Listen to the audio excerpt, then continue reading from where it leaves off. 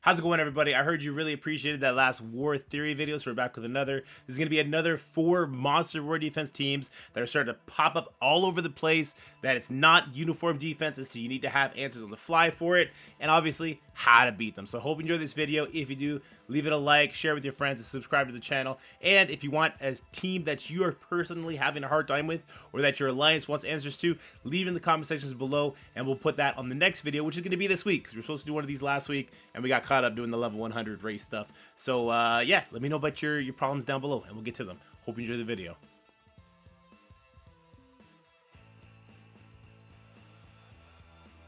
So this is a very annoying defense that is starting to make the rounds. It's the full Superior 6 team. People are putting so many resources into this team because they're amazing to War, amazing in Crucible. I know a lot of people don't see Lizard and Spider Slayer on this team because Vulture and Mysterio add another element to it, which is actually easier for this counter. So when you have AP Force up against the Vulture Mysterio combo, it's actually easier getting to take more turns because of the debuffs Mysterio and Vulture are putting out as opposed to the buffs that Lizard is stealing from you. It makes it a little bit easier. But also a key thing to note in this match is that power matters and positioning matters a lot. Let's talk about positioning first. So Jessica Jones takes a turn. Green Goblin throws a bomb at her in retaliation. We want Captain Marvel adjacent to Jessica Jones because Captain Marvel doesn't matter. Nico goes next, and she's going to get another Green Goblin bomb thrown at her. We want the character with the highest health adjacent to Nico. If Captain Marvel is both of those characters to you, then you can't do this turn. You can't do this counter. So the highest health character for me is going to be Spider-Woman. She has 3 diamonds. That's definitely going to affect this matchup. But that doesn't mean this matchup is foolproof either. You really want to measure the power of your Spider-Woman against the power of the enemy Doc Ock. Because the Doc Ock needs to die before he summons. If he summons, first of all, he flips all your debuffs, right? And then he's going to put the Shocker out, which gives speed bar to Lizard, which is a huge issue. Now, one thing that you can lean on here is using the Jessica Jones ultimate. That'll call in the enemy with the highest damage to do an attack. For me, again, that's Spider-Woman. That's important. Your Spider-Woman needs to be your biggest character. She needs the highest damage, which is actually not hard against the Photon. That puts the defense down. That can be deflected, but it's not a loss condition there either. So then we're going to do the ultimate on top of that Doc Ock. I want him to get the Disrupt and the safe Trauma, rather. Now, this is a coin flip between Photon and Spider-Woman. I can use the blind here, and I need to use the blind here to hit Green Goblin. Now, if Spider-Woman went first, this would be a dead Doc Ock, and I would still hard target the Goblin and put the blind on him. It wouldn't matter if I can get blind on 3 characters over there instead of just a single one. No, you need to hit the Green Goblin with the blind, otherwise his ultimate will lose you this matchup. So there you go, there's the blind. Remember, that is also unblockable. And from here, we're going to do the Spider-Woman special. The Spider-Woman special, because we can't hit invulnerable, it doesn't matter. We're going to do it targeting the Green Goblin Classic here so we get as much damage as possible. And I just want to note, Photon's special will never hit hard enough to push a well-built up Doc Ock into that 20% and give him the turn meter, which would then lose you the matchup. So just be careful of, just be knowing of that. Another thing to know of, which is going to play into the next counter, which I think people will be more responsive to, is that if the Goblin drops below 50% life, that activates the Lizard taunt and you lose. In this case, Lizard has the most life, so he ended up getting the Disrupt, so it's a non-factor in this particular matchup. But because of the way Nico's ultimate runs on how big the enemy team is, if the enemy has a very small Lizard, that could be an issue for you if he doesn't get the Disrupt and you somehow push the Green Goblin Classic. Anyway, I know that this is kind of a luxury war team, the A-Force team. You don't need to build them for any other character, which is something to hint at what we're going to talk about in a second. So if you're scoffing at this one, don't worry. I have a different counter for you, which we're going to go talk about right now. All right, and the other counter I know a lot more people have built up is going to be your Gamma team. You built them up for the Apocalypse, and I know they were really good in Crucible for a while, so people built them up even further. That is clearly not the case anymore, but this is going to be, I think, what more people gravitate towards because of the building. Now, there's a couple things we can do to shore this up. If you were to throw a Dormammu in here over She-Hulk or Hulk, you'd probably want to do it over Hulk in this case, actually. Because She-Hulk throwback is actually kind of nice. That could add a layer of security to you, but you cannot remove Brawn or Abomination. But it seems to work out very good, and I play this one a little bit differently. You need to have Red Hulk in the corner adjacent to Brawn, just because Brawn's not going to have his speed up removed because he does spawn in with safeguard. That's important to note, just like in the last counter. So what I like to do is I actually like to have the team load themselves up with buffs for Red Hulk to flip and take out. The reasons for that is because I was often using the special from Red Hulk to get the Green Goblin rewound, which has some benefits, right? The downside is if you get a crit on the third Red Hulk hit, because Red Hulk special hits 3 times, the first 2 get deflected, the third one, if that crits, at least for me, it's pushing the Green Goblin, activating the Lizard, and when Lizard taunts, you then lose. Because if Green Goblin gets his ultimate off, you lose, and if that happens, the Lizard is taunting, you have no way to get the stun onto Green Goblin, which I'm kind of going and jumping the gun here. So what I want to do is I want to rewind as many people not in Green Goblin as possible. In this case, it's going to be Spider Slayer. If Green Goblin is right in the middle, I would prefer to get a rewind on the Kraven no matter what. Now, if Kraven is in a corner with Green Goblin adjacent, that becomes a little bit trickier because you do want to stop this Kraven from being able to do a ability block onto your Red Hulk. Now, next thing we're going to do is we're going to Abomination stun on the Green Goblin. This is unblockable, so we're not worried about that. And with the extra speed that Goblin has over Doc Ock, that's going to be very helpful. Next thing I want to do is I want to either steal Death Proofs or the Deflex. Now, because Deflex can deflect, I'm going to go ahead and steal the Death Proof. What's going to happen next is kind of magical. So, Doc Ock is going to do his special. That's going to, first of all, I'm also going to do an additional rewind here. She-Hulk special to reduce speed bar. I'll do the same thing, targeting the Spider Slayer. So what happens next is Doc Ock loads the team up with regens, and then Lizard is going to take a turn, and he's going to go ahead and load up the team with more regens, more deflex, lots of stuff that when Red Hulk does his ultimate, which is also unblockable, all turn into bleeds. So that's our move. We go ahead, we let them take their turns. The only people that didn't get turns are Kraven and Spider Slayer. That's actually, it's a good thing. It sucks that they keep their safeguards so they don't get their stuff flipped, but they're the least of our concerns, actually. Now, Red Hulk is going to be able to do another turn meter rewind. I'll go ahead and throw that over here on top of the Kraven. This should kill the Spider Slayer, so we're not worried about his attack. Kraven drops as well, and then we turn all our attention onto the Green Goblin, who will die quite easily here. Sort of defense down out there. He would die to the bleeds at this point anyway, but never leave the match up to bleeds. Go ahead and focus him out and take the Lizard out, and there's another counter to the Superior 6 team. But I will say, Vulture and Mysterio make the Gamma counter not work. So remember that and use AP Force there instead.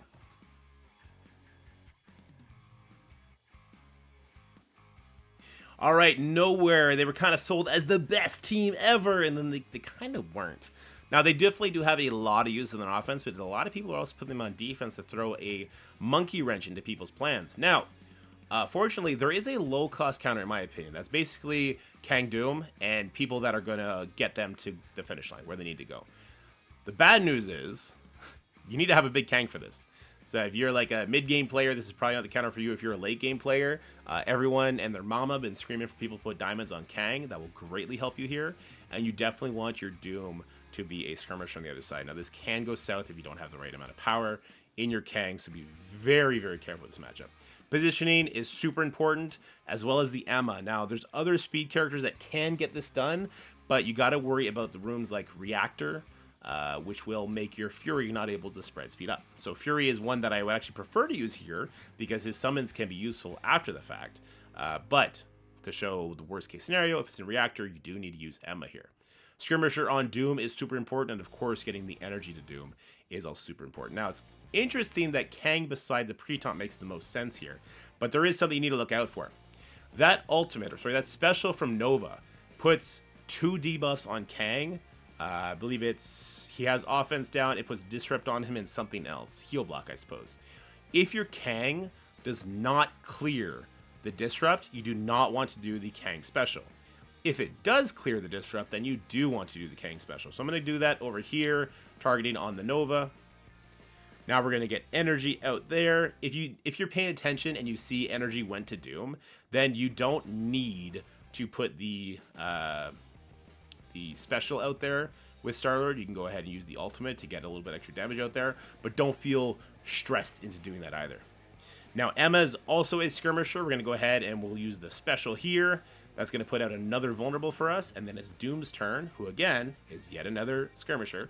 You don't want to push anybody into the 50% mark because that'll activate Korg. So let's get a vulnerable over on Korg, a vulnerable over on Nova, and finally, the last vulnerable we'll throw on top of the Star-Lord Annihilation. That activated the Korg taunt. So what I would like to do is, yeah, we'll go ahead, we'll throw the ultimate. This is going to go ahead and just do a whack load of damage, taking that Korg out as well with the Striker attack. And now we need to throw everything into this Nova. If you don't throw everything into the Nova and you end up attacking him after the fact, you will not clear this fight. So we do 1 attack, 2 attack, and that's probably going to be it because we do have a 3 Diamond Kang. We've been very diligent in getting this up. So this is a great counter, as you can see, if your Kang is right size. There's only 1 attack coming from the enemy Knowhere team, and that is the special from Nova, if you have a properly built Kang. So just be careful of that, but this is a great counter for people to start falling back into.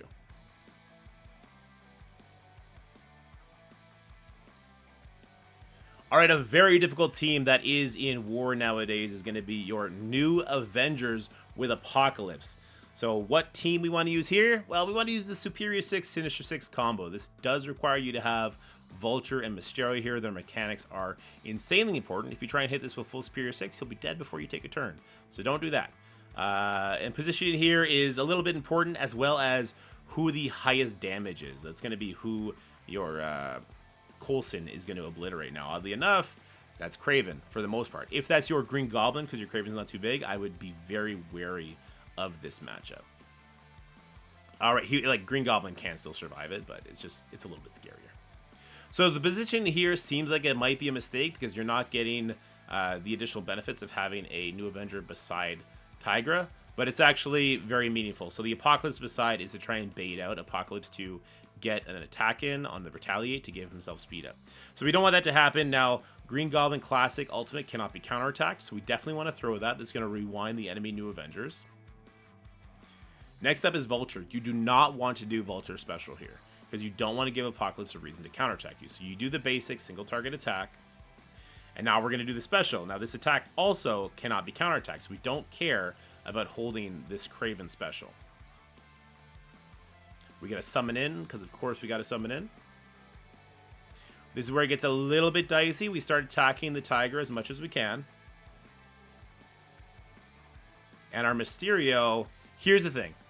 I could 100% do the ability block because Apocalypse adjacent, but I want to cover all our bases. I do believe Apocalypse adjacent to Tigra is the harder form of the matchups, but instead of relying on that, because maybe some people are going to put him off in the other corner, you could always use the Mysterio ultimate, putting Disrupt on that Apocalypse so that he cannot retaliate. He did retaliate, but he's not going to get speed up. And now, instead of what we were going to do, we're now able just to wait him out and get extra rewinds on him and go from there.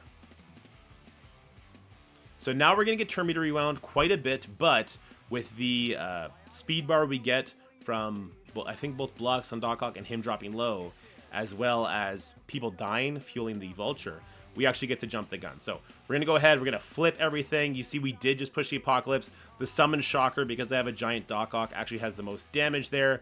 Now Vulture is going to ult here, and as you see, that Apocalypse looking pretty prime with the defense down underneath 50% health into your Vultures, who hopefully got a couple diamonds on with the raid season, and Vulture just completely annihilates the field. And from here, it gets a little bit easier. We'll go ahead and get that last dodge off Tigra. Here's the last sketchy moment of the fight.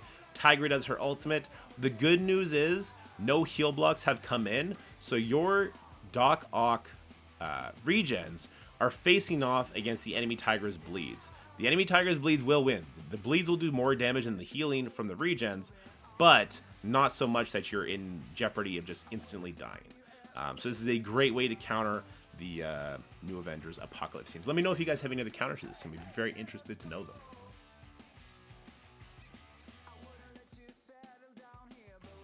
And last but not least, we got to include a Skrull copy for you guys. So this is going to be Skrull with the X-Treme team. There is actually a pretty decent one-shot answer to this, even on a punch-up. So this is going to be Gamma against the X-Treme Skrull team. No Cyclops, obviously. These are the ISOs that I prefer. I think there could definitely be an argument made for Fortifier on Brawn, Striker on Hulk. I think there's definitely some options there as well. But this is what I currently like as the setup. So positioning will be important here, but no matter what, you want to be hitting the Skrull with part of this special. Now, if you can hit the Forge, I think that's an added benefit, but you also don't need to hit the Forge because we can get a stun on him with Abomination, who cannot be dodged on his stun anyway, but that is a character we're going to be stunning here. So I'm going to go ahead, I'm going to target the Skrull in this case, gets a rewind on the Nightcrawler. It doesn't really matter too much. The special comes in from Skrull, doing some rewinds. It's important we put Brawn there, because Brawn, he's going to serve one purpose here, and then he's done, right?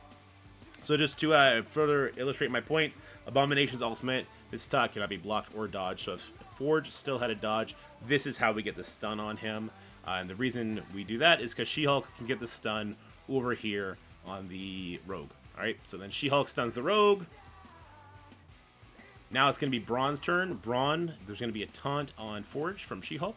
We want to go ahead, target over there. We want to use the special. Now the special is going to steal all those Skrull buffs, putting us in stealth, which can be bad, can be good at the end of the day. Sometimes Skrull's actually not going to have stealth at that point.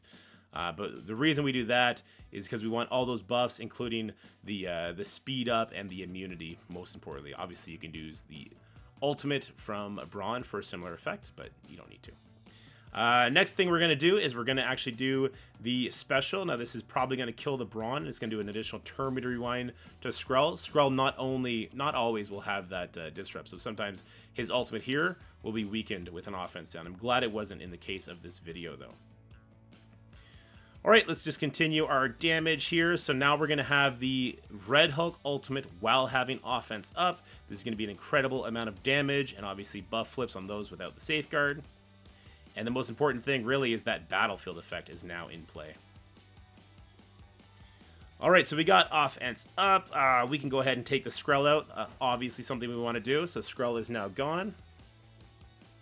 And now it's basically going to be like the Red Hulk show against the unlimited people here. All right, there goes the stun coming in. If that stun was on Red Hulk, this would get a little bit hairy, but it's still very doable because of Hulk, because of all of his healing, which is absolutely crazy. This is why I like him as a healer in this particular matchup, though I have played around with it as a striker and had a much more success with him getting actual kills on people and making the matchup not last nearly as long. Anyway, Rogue is going near the end of her life here. Another potential stun comes in from the Nightcrawler, knocking that Hulk low, which of course gives him speed bar. And when we get the opportunity, we gotta go for the Gambit because of his out of turn damage. And after that, I actually like to go back for the Rogue. I like to secure my kills rather than playing with my food. Leaving people alive, especially if there's like a Striker Raider combination between them, I think is always a bad idea. So, very dirty matchup, but it is the one-shot potential. I think at the very least, you're going to kill Forge. You're going to get Exhaust, and I think there's a very good chance you always kill Skrull. So if it ends up being a 2-tap, that's not the end of the world. I always like to err on the side of not wasting my attacks. So if I get a couple kills on a team like this that has sus on it, I 100% leave it. If I go in here and do absolutely nothing, then I will back out. And keep an eye out for Sunspot, right? Because when you leave Sunspot with a bunch of charges in, he will keep those charges and he will give energy. So you could be walking into a Nightcrawler ultimate, a Gambit ultimate, and that could be very dirty. There is a way to make this even cleaner, and this can be with Apocalypse. Let's go show that. Alright, so I've actually never done this matchup, but I've been told this is the absolute cheat code if you are lucky enough to have your Apocalypse on offense. I think this is a great use. Anytime you can trade an Apocalypse for a Skrull, I think is good.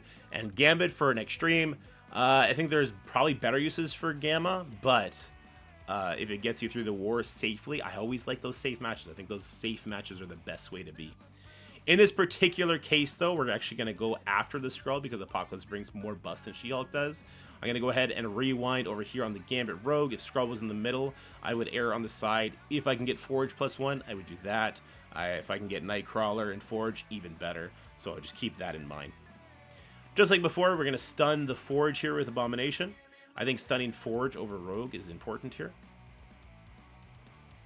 We'll go ahead and we'll do some percentile damage on the Rogue. If this activates her passive, sorry, it won't activate her passive. Even if she drops below 30% life, it cannot activate her passive. After that, we'll throw the ultimate up here from the Red Hulk. So this is why I didn't do another rewind on the Skrull. I wanted Skrull to drop his safeguard. What am I'm dumb. I've never done this matchup before. So this is going to go ahead and get the Rogue killed. It's going to stun the Gambit. Nope. We can kill the Nightcrawler here, and it's just going to be us versus Skrull. Then who cares? So it really is kind of a whatever matchup. This is actually foolproof? Alright, perfect. I like foolproof. This will kill the Forge. Rewind the Skrull. We can ability block here. We can go ahead and kill the Gambit as well.